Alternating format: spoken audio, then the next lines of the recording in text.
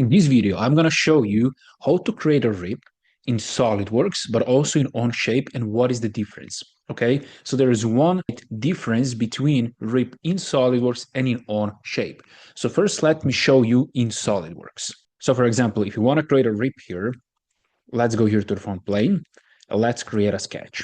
So what we can do, we can just draw a line like this, right? And now as you can see, we didn't connect this line to these edges, okay? Because it's not necessary. So let me show you. So we have this line. Let's exit the sketch. And now let's go to the rip. So let's go here to the rip. And now we have to select this line. And we can see here the preview. So what do we have here?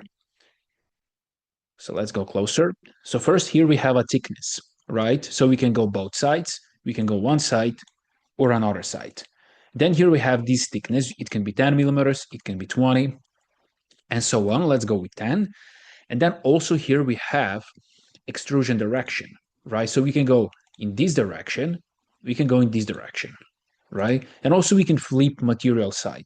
Now we have to the material, as you can see this arrow, we can go opposite. But if we click this, nothing will happen, right? Because we don't have a material. So if we uncheck, we go to the material. Now let's click OK. And we got this result, right? If we go to the rip again, edit feature, here we can also go to this direction. Let's click OK. And we got this result, right? So let's go back like this. Let's go to this side. Here also we can work with a draft. So we can go, for example, 5 degrees.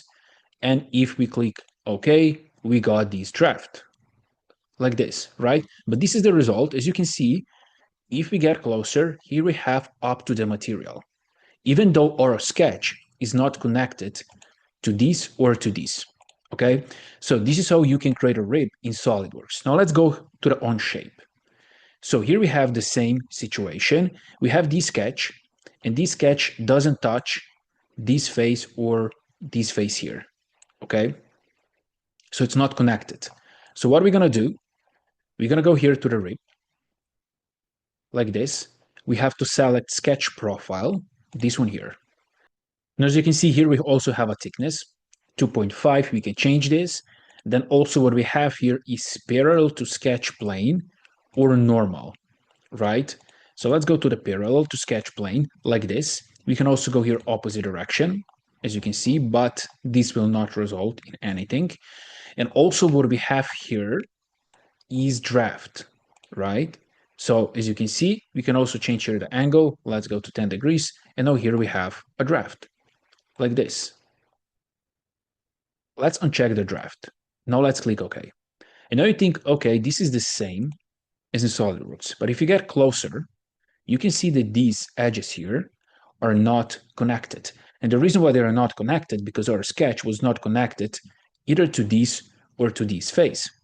While in SolidWorks automatically connected this, Onshape didn't connect this. But you can fix this very easily. So Onshape doesn't connect this, it follows the sketch. But if you go here to the rip, here you have option extend profiles to part. So look at this, if I check this, automatically this is extended to a part, and the same thing we have here.